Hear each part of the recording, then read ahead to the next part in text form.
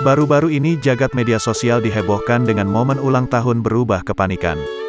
Video tersebut diunggah akun media sosial TikTok @Scorpio Goals pada Kamis, tanggal 3 Maret tahun 2022, lalu.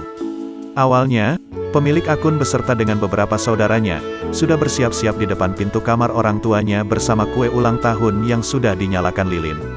Salah seorang anak mengetuk pintu kamar, dan seketika para anak mengucapkan ulang tahun sambil bernyanyi lagu ulang tahun.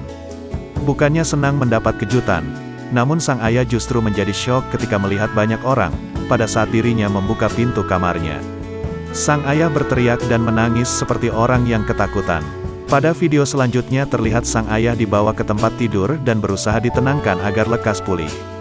Unggahan selanjutnya memperlihatkan sang ayah sudah sehat dan dapat meniup lilin ulang tahunnya. Sang ayah juga menjelaskan kenapa dirinya menjadi syok dan momen terakhir sang ayah bahagia mendapat angpau dari sang anak.